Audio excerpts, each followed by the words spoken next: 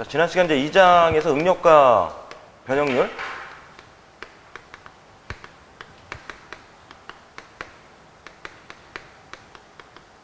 응력과 변형률에서 우리가 응력을 정리했었죠. 뭐 수직응력,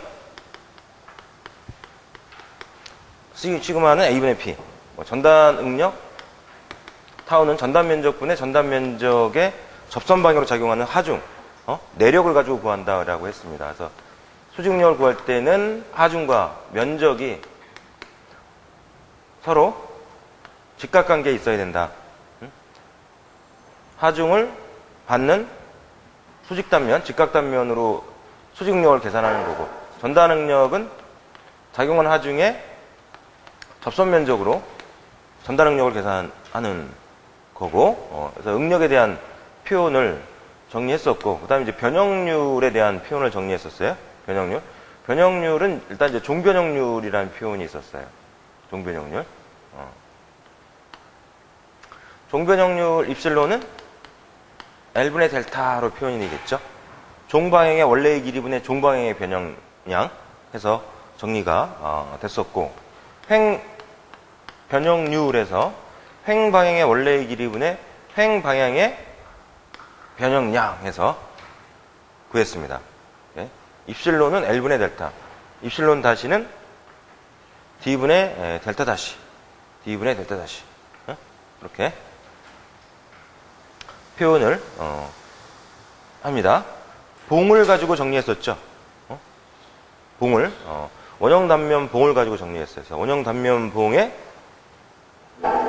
횡방의 원래의 길이분의 횡방의 변형량, 입실론이라고 해서 포화송의 비 정리했습니다. 입실론분의 입실론 다시가 포화송의 비였죠. 이 값은 m분의 1로 표현이 됐어요. m은 포화송수. 이렇게. 그리고 이제 면적 변형률이 있었어요. 입실론 A는 원래 면적분의 면적 변화량 해서 구하는데, 원형 단면봉에 수직 하중이 작용할 때는 면적 변형률이 약 2μ 입실론이라는 표현식이 있었죠. 2μ 입실론으로 구한다 그랬어요. 그다음 최적 변형률 입실론 V는 원래 최적분의 최적 변화량으로 구합니다. 자, 최적 변형률 표현하는 식은 플러스 마이너스 3배 입실론이라는 표현식이 있었죠. 종 변형률의 3배. 플러스일 때는 인장 하중을 받을 때, 마이너스는 압축 하중을 받을 때. 그래서 모든 방향에서 수직 응력, 인장 또는 압축 응력 또는 압축 하중, 수직 하중, 인장 하중 등을 받을 때는 종 변형률의 3배로 해서 구했어요. 또 입실론에 1-2μ라는 표현식이 있었죠. 이거는 이제 한 방향으로만 축하중이 작용할 때, 그러면 하중이 작용하는 방향으로의 종변형률, 입실론에 1-2μ로 최적 변형률을 구한다. 그래서 응력과 변형률 기본식 정리가 됐었고, 그 다음에 이제 후크의 법칙 정리했었죠. 후크의 법칙. 시그마는 이입실론. 수직 응력과 종변형률 사이에는 비례관계가 성립이 된다. 그래서 비례한도 내에서는 항상 정비례 관계에 있다라고 해서 도입한 비례상수, 종탄성 계수를 도입을 해서 시그마 이퀄 이입실론 이라는 표현식.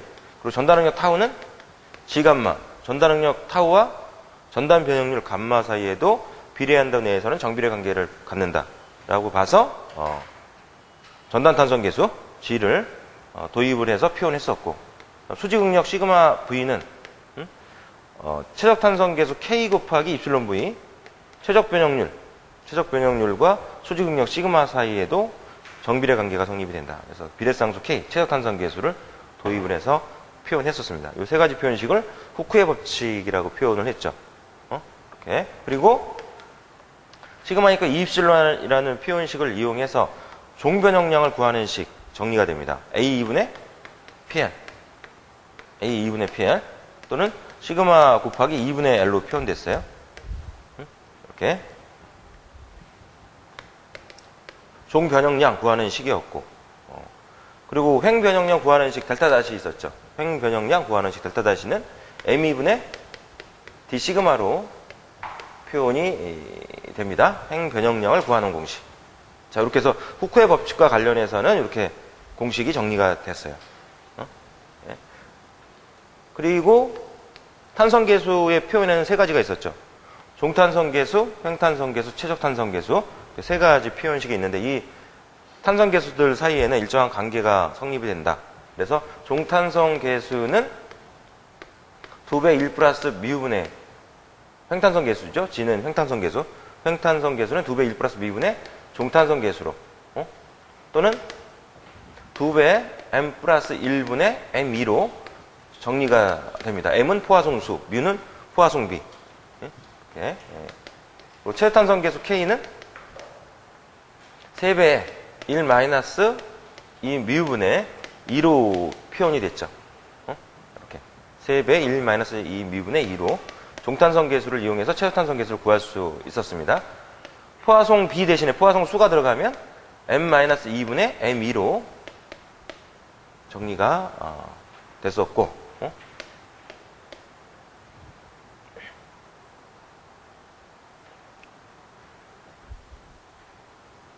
자, 그리고 이제 응력집중계수라는 표현이 있었죠. 응력집중계수.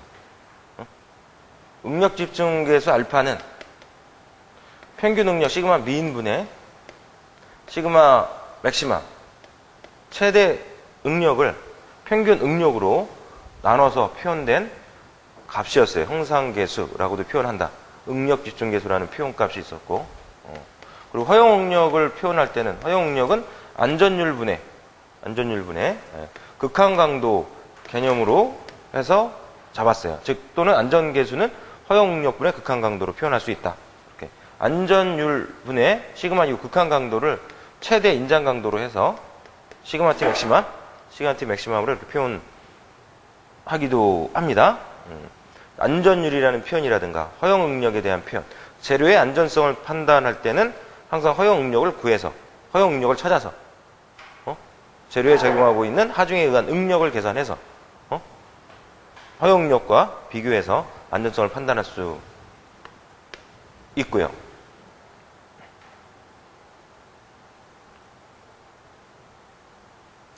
그 다음에 조합응력 부분으로 넘어갑니다. 조합응력에서 보면 직렬연결봉이라고 해서 정리됐었죠. 직렬연결봉의 경우에는 응력과 변형량을 구할 때는 응력은 각각 구한다 그랬어. 각각의 단면에 대한 응력을 계산한다 이렇게 봤고 변형률은 각각 길이에 대한 변형률을 구해서 그 합으로 계산을 했죠. 지난 시간에 배운 것들을 이제 여러분들이 연상을 좀 하셔야 돼. 그렇게. 그래서 직렬연결봉과 관련해서 특별히 뭐 공식을 외울 거는 없다. 응력은 각각 단면에서 발생하는 응력을 계산해주면 되고 변형량을 구할 때는 전체 변형량은 각각 길이에 대한 변형량을 따로따로 구해서 그 합으로 전체 변형량을 구하면 된다. 자, 여기까지는 뭐 토요일날 수업 나갔 거죠. 지난 토요일날 수업 나갔던 그 내용이었고 그리고 이제 일요일날 수업 나갔던 내용들을 보자면 이제 병렬 연결부재가 있었어. 병렬 연결부재. 병렬 연결부재의 경우에는 응력 시그마 1을 구하는 표현식이 A1, E1 플러스 A2, E2분의 P 곱하기 E1으로 구했죠. 시그마 2는 자, 공식을 정리하면서 우리가 수업 시간에 나갔던 그 그림이라든가 이런 것들이 연상이 돼야지 됩니다. 연상이 되면서 여러분들 공식을 기억을 해줘야 돼. A1 곱하기 E1 플러스 A2, E2분의 하중 P 곱하기 E2로 해서 응력 시그마 2 구했고 변형량을 구할 때는 A1, E1 플러스 A2, E2분의 P 곱하기 L로 구했죠.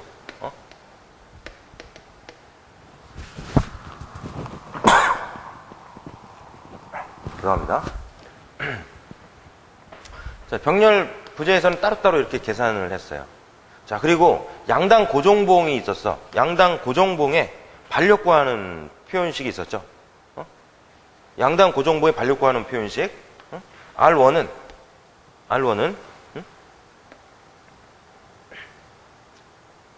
전체 길이 L분의 작용하는 하중 곱하기 반대 지점까지 거리 플러스 작용하는 하중 곱하기 반대 지점까지 거리 이렇게 해서 구했어. 그죠? R2는 R2는 P1 플러스 P2의 합세에서 R1을 빼주면 됐습니다. 즉 전체 길이 L분의 P1 곱하기 반대 지점까지 거리 플러스 P2 곱하기 A 플러스 B로 표현했어. 자, 요거와 관련된 그림이 여러분들이 머릿속에 떠올라야 된다. R1은 우리가 RA로 놨던 값이고요. R2는 RB로 놨던 값이죠.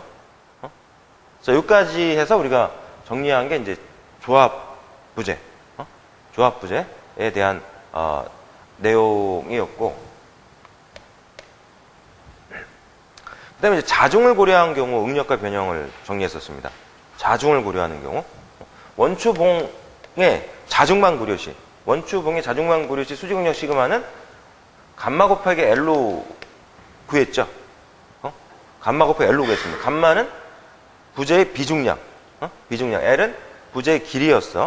자, 그래서 이 값이 허용 응력보다 작거나 같으면 안전하다.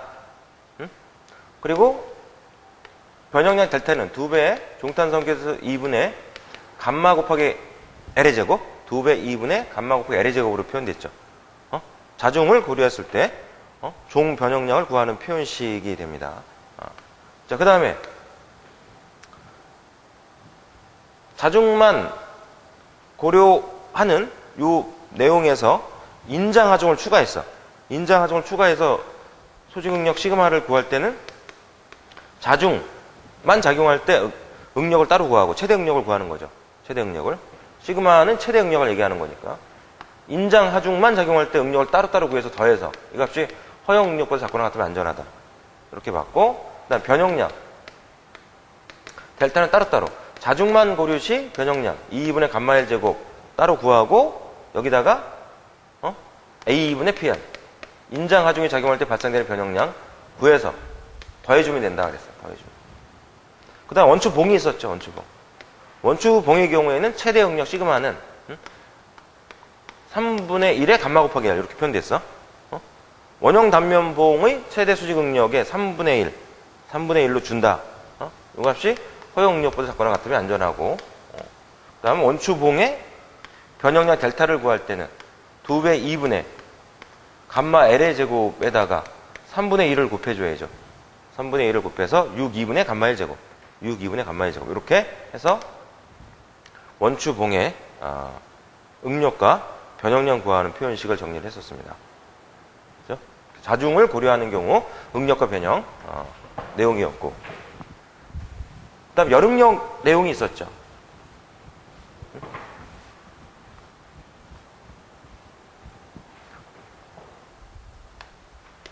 열응력 내용이 있었어요. 열응력 시그마를 계산하려면 후쿠의 법칙 써서 이 입실론을 써서 계산을 합니다. 이에 입실론은 선팽창 개수라고 하는 값이 주어지기 때문에 선팽창 개수에다가 온도 변화량을 곱해서 구한다. 열응력은. 그래서 가열일 경우에는 플러스가 나오고 냉각일 경우에는 마이너스가 나오죠. 온도 변화량이. 그러나 이제 가열일 경우에는 압축응력이고 시그마는, 냉각일 경우에는 시그마는 인장응력이다. 그리고 여기에서 이제 발생하는 하중을 계산하려면 응력 시그마에다 면적을 취해서 계산해주면 돼요. 자, 열응력은 뭐 요식만 기억하고 있으면 됩니다. 가열이냐 냉각이냐 판단해서 풀면은 되는 거고요. 그다음 탄성에너지의 내용이 있었죠. 탄성에너지. 탄성에너지 U는 기본식이 2분의 1 P 곱하기 델타예요. 부재에 작용하는 하중 P, 그다음 그 하중에 의해서 발생되는 변형량 델타. 이렇게 해서 적용을 시키면 되는데, 인장하중을 받을 때는 탄성에너지 U는 2배 2분의 시그마 제곱 곱하기 최적으로 표현이 됐고, 전달 응력을 받을 때는 2배의 전단 탄성 계수분의 전달 응력 곱하기 최적으로 표현이 됐습니다. 자, 여기서 단위 최적당 탄성 에너지라고 해서 탄성 에너지 개수, 레질리언스 개수라고 하는 값이 있었죠. 단위 최적당 탄성 에너지 이렇게 표현해서 수직 하중을 받을 때는 2배 2분의 시그마 제곱이고, 이렇게 전단 전단 응력, 전단 하중을 받을 때는 탄성 에너지 개수가 2배의 전단 탄성 개수분의 전단 응력의 제곱으로 표현이 됐어. 이렇게. 자, 그리고 U 스타로 놓은 값이 있어. 단위 질량당 탄성 에너지라고 해서 단위 질량당 탄성 에너지, 질량 M분의 탄성 에너지 U. 이 값은 밀도분의 탄성 에너지 개수, 스몰 u, 탄성 에너지 개수로 표현이 됐었죠. 정리하니까 2배의 2분의 시그마 제곱을 밀도 로우로, 로우는 지금 밀도입니다. 밀도로 나눠서 계산하면 됐어요. 수직 하중을 받을 때 구하는 공식. 자, 이렇게 해서 탄성 에너지 정리를 해뒀어야 됐고, 그 다음에 충격 응력, 충격 변형량이 있었죠. 충격 응력 시그마는 시그마 제로 곱하기 1 플러스 루트 1 플러스 델타 제로분의 2h로 표현이 됐습니다. 예? 여기서 시그마 제로는 a분의 w죠. a는 봉의 면적, w는 추의 무게, h는 플랜지로부터 추까지 높이가 h였고요. 델타 제로는 a 2분의 w 곱하기 l로 표현됐습니다. 즉 시그마 제로 곱하기 2분의 l 표현됐고, 충격 변형량 델타는 델타 제로, 위의 식에서 시그마 제로 대신에 델타 제로로만 바꾸면 되죠. 델타 제로 곱하기 1 플러스 루트 1 플러스 델타 제로분의 2h 이렇게 표현해서 계산해주면 돼요. 충격 변형량 델타 구하는 식. 자, 그리고 내압을 받는 얇은 원통이 있었습니다. 내압을 받는 얇은 원통에서 원주 응력 시그마 t, 원주 응력 시그마 t는 2t분의 pd로 구하죠. p는 내압, d는 내경, t는 강판의 두께. 이렇게 구했고, 추궁력이 발생합니다. 추궁력은 4t분의 pd, 4t분의 pd. 그래서 정리가 됐어요. 그래서 원주 응력은 추궁력의 2배다. 원주 응력이 추궁력보다 크니까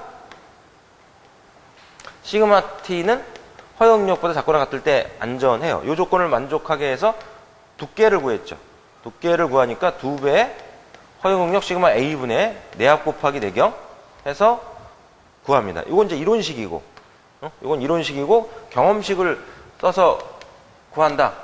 경험식은 2배의 허용 응력 시그마 a분의 내압 곱하기 내경인데, 이론식은 여기다가 이음 효율이 주어지면 분모해, 부식 여유가 주어지면 더해줘야 된다 그랬죠.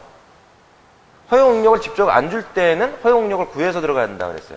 허용 응력은 안전율분의 최대 인장 강도, 최대 인장 강도로 해서 허용 응력 구해서 두께 t를 구하죠. 그래서 내압을 받는 얇은 원통의 경우 보일러 물통 같은 거를 예를 들 수 있다 그랬어. 거기에서 적용시키면 되겠고, 그 다음에 얇은 회전 원연이 있었죠. 풀리의 원주 응력이라든가 또는 플라이 휠의 원주 응력을 구하는 경우에는 원주 응력 시그마 t는 중력과 속도 g분의 감마 곱하기 v제곱으로 구한다 그랬습니다.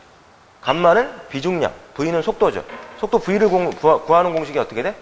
속도 v를 구하는 공식은 반지름 r분의 각속도 오메가죠. 오메가. 자, 위에 시그마 t 있고 g분의 감마 v제곱에서 감마는 비중량, 속도 v는 r, 오메가에서 r은 원안의 반지름, 원형 단면 회전체의 반지름이죠. 그래서 이렇게 해서 식을 정리하면 60분의 파이 dn 해서 표현이 된다. 그래서 d는 원안의 직경, 원안의 직경이 되죠. 2장 내용은 여기까지 정리를 해주시면 되는 거였어. 2장 공식을 여러분들이 외워줘야 돼. 지난주에 수업 나간 내용인데, 여러분들이 이제 주중에 복습을 열심히 하셔가지고, 이런 식으로 공식들을 암기를 하고 있어야 된다. 이런 식으로. 자, 그러면 이제 이상적이죠. 그러면 이상적이야. 자, 그러면 그 다음에 3장 내용을 봅니다. 3장은 평면 도형의 성질이다. 그죠? 평면 도형의 성질입니다. 굽힘과 비틀림 해석을 하기 위해서는 반드시 이 3장의 평면 도형의 성질 내용을 알고 있어야만 된다 그랬습니다. 자, 자, 단면 1차 모멘트, 단면 2차 모멘트, 극단면 2차 모멘트, 단면 상승 모멘트라는 표현이 있었죠. 이렇게. 단면 1차 모멘트는 도형의 중심, 도심을 찾기 위해서 필요한 내용이었고, 단면 2차 모멘트와 극단면 2차 모멘트 같은 경우에는 굽힘과 비틀림을 해석하기 위해서 필요한 기하학적인 성질이다라고 말씀드렸어요. 단면 상승 모멘트는 이제 간성 주축, 간성 주축, 굽힘과 비틀림이 이제 동시에 걸리는 이런 경우에 적용할 수 있는 값이다라고 볼 수가 있어요. 자, 이걸 일단 한꺼번에 우리가 기본적으로 정리를 할 수가 있죠. 이렇게 도형의 임의의 형상의 도형의 이렇게 직교좌표축, x축, y축을 잡아서 보면 도심을 G로 놨어요. 도심까지 거리는 x축으로부터 y바고 y축으로부터는 x바였습니다.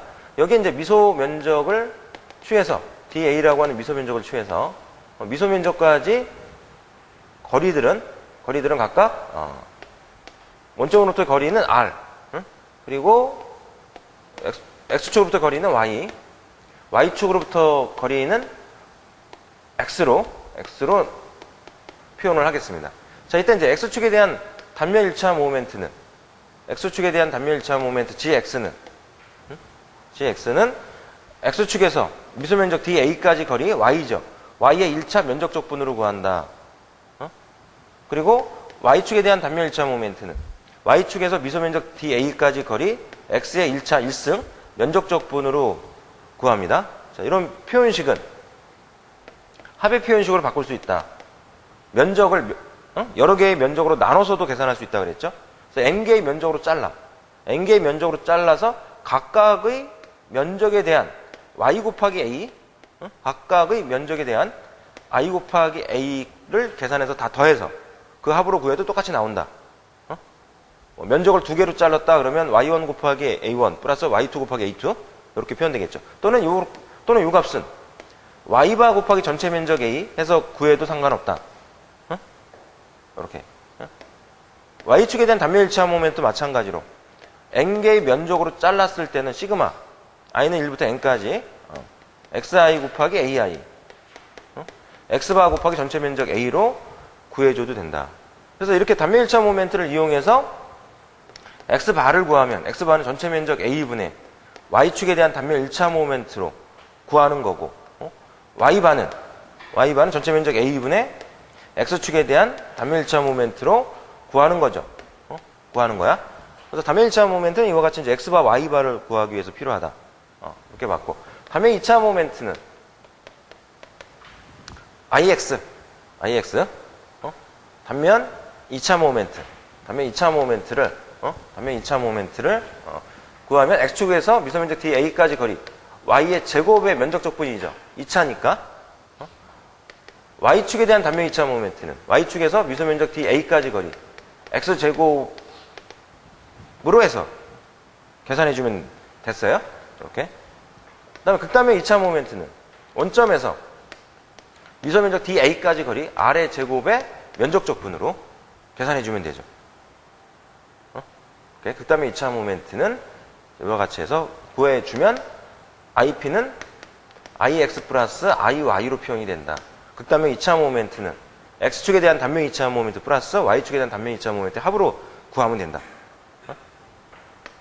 단면 상승 모멘트는 IXY로 표현했죠. 단면 상승 모멘트는 미소면적 DA까지 거리 X 곱하기 Y의 곱으로 표현되는 값이다. 자, 이 표현식은 합의식으로 바꿔서 i는 1부터 n까지 xi 곱하기 yi 곱하기 ai로 구하면 똑같이 나오더라. 또는 x바 곱하기 y바 곱하기 전체 면적 a로 구해줘도 된다. 자, 이렇게 해서 단면 1차 모멘트, 단면 2차 모멘트, 극단면 2차 모멘트, 단면 상승 모멘트를 정리했었어요. 정리했었고 이런 값들을 이용해서 단면계수라고 하는 값을 구했죠. 단면계수. 단면계수는 도심에서 끝단까지 거리분의 도심을 통과하는 축에 대한 단면 2차 모멘트 값으로 계산합니다. 또 단면 계수와 단면 이차 모멘트는 직접적으로는 굽힘을 해석하는 데 필요한 기하학적인 성질이다. 극단면 계수 ZP는 도심에서 끝단까지 거리분의 도심을 지나는 축에 대한 극단면 이차 모멘트 값으로 계산한다. 이렇게 받고, 회전 반경 K는 루트 A분의 IG로 해서 구했죠. 루트 A분의 IG. 이렇게 해서 계산을 했다. 그래서 단면 계수에 대한 표현, 극단면 계수에 대한 표현, 회전 반경에 대한 표현, 알아두셔야 되겠고, 그다음 평행축 이동 정리라고 하는 게 있었죠. 평행축 이동 정리. 도심으로부터 벗어난 축에 대한 단면 이차 모멘트를 계산할 때는 도심을 통과하는 축에 대한 단면 이차 모멘트 플러스 L의 제곱 곱하기 면적 A로 구했어요. 이때 L이라는 거리는 도심을 통과하는 X축에서 라지 X축까지 직각거리, Y방향의 직각거리죠. L은 Y축에 대해서도 적용할 수 있어요. Y축에 대해서도 적용할 수가 있어. Y축에 대해서도. 이렇게 IG Y 도심을 통과하는 Y축, 도심을 통과하는 Y축에 대한 단면 이차 모멘트 플러스 도심을 통과하는 Y축에서 라지 Y축까지 직각거리 L의 제곱 곱하기 면적 A 이렇게 해서 평행축 이동정리 적용시켜서 계산을 할 수 있다. 단면 이차 모멘트를 이렇게. 자, 그래서 보니까 도심에서의 단면 이차 모멘트들을 우리가 구할 수 있어야 된다. 구할 수 있어야 된다. 주로 시험에 나오는 그 도형들, 단면들은 크게 한 4가지 정도로 필요한 도형들을 우리가 4가지 정도로 볼 수가 있다.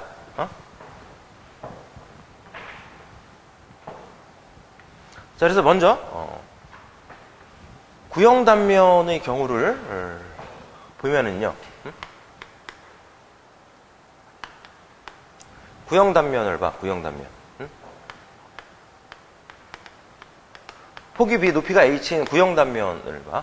도심을 통과하는 축, X축, Y축 이렇게 잡았을 때 여기서 IGX가 얼마야? IGX는 12분의 BH3승. IGY는 얼마? 12분의 B3승 H. B3승 H. 이렇게 표현이 되죠. 이걸 더하면 IP였어. IP. IP. IP는 IGX 플러스 IGY로 표현이 되니까 12분의 BH를 묶어서 B제곱 플러스 H제곱 이렇게 표현이 되면 되죠. 굳이 이거는 외울 필요 없다 그랬어. 외울 필요가 없다. 일단 단면 계수는 도심에서 끝단까지 거리분의 IGX X축을 기준으로 해서 표현된 값 6분의 BH제곱 요거를 기억을 해줄 필요가 있죠. 6분의 BH제곱 IGX는 12분의 BH3승 이렇게. 자, 이렇게 해서 구형 단면에 대해서는 이렇게 기억을 해 두시고 필요하면 다른 값들은 정리해 주면 돼. 앞에서 정리했던 표현식들을 이용해서. 그다음 원형 단면이 있었어요. 직경이 뒤인 원형 단면. 직경이 뒤인 원형 단면에서는 IGX나 IGY 도심을 통과하는 X축이나 Y축에 대한 단면 이차 모멘트가 같아. 이 값이 64분의 파이D 4승이었습니다. 64분의 파이D 4승. IP, 극단면 이차 모멘트는 2배 IGX 또는 2배 IGY로 계산해주면 되는 거죠. 그래서 32분의 파이 D 4승으로 표현이 됐고, 단면계수 Z는 32분의 파이 D 3승, 단면계수 Z는 32분의 파이 D 3승. 이렇게. 극단면계수 ZP는 16분의 파이 D 3승으로 표현이 됐습니다. 이렇게 알아두셔야 되죠. 이런 것들은 원형 단면은 다 알아두셔야 됩니다. 회전 반경 K 4분의 D예요. 4분의 D. 원형 단면의 회전 반경 K는 4분의 D로 정리됩니다. 이렇게. 극단면계수 16분의 파이 D 3승, 단면계수 32분의 파이 D 3승 표현이 됐었고, 그 다음에 중공단면.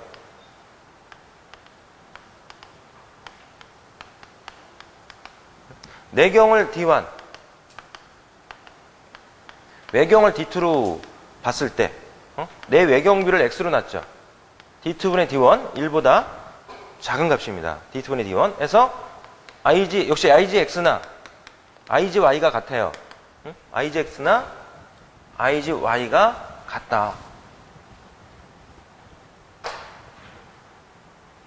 이 값을 정리하면은 64분의 파이에 바깥지름 D2 4승에 1-X 4승으로 정리되고, IP는 2배 IGX 원형 단면과 같으니까 2배 IGX 또는 2배 IGY로 표현돼서 32분의 파이 D2 4승에 1-X 4승으로 표현이 되고, 단면계 Z는 32분의 파이에 D2 3승에 1-X 4승, ZP는 16분의 파이 D2 3승에 1-X 4승으로 표현이 됩니다. 그래서 중공 단면 또는 중실 단면, 원형 단면이죠. 중실 단면은 원형 단면과 중공형 단면들을 서로 비교하는 이런 문제들도 제법 나오니까요. 자, 이런 걸로 알아두셔야 되겠고, 그다음에 이제 삼각형에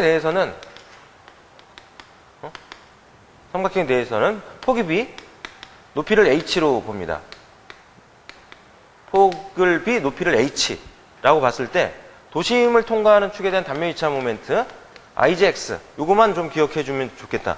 36분의 BH 3승으로 정리된다. IGX는 36분의 BH 3승. 그리고 삼각형의 도심의 위치는 바닥으로부터 Y바를 잡으면 Y바는 3분의 H예요. 꼭지점에서는 3분의 2H가 되겠죠. 그러면 중심이 이것도 알아두셔야 돼. 3분의 H, 3분의 2H. 자, 지난 시간까지 정리했던 주요 공식들, 여러분들이 알고 있어야 될 주요 공식들을 정리를 했습니다. 자, 오늘은 이제 지난 시간에 이어서 진도를 나가도록 하겠습니다.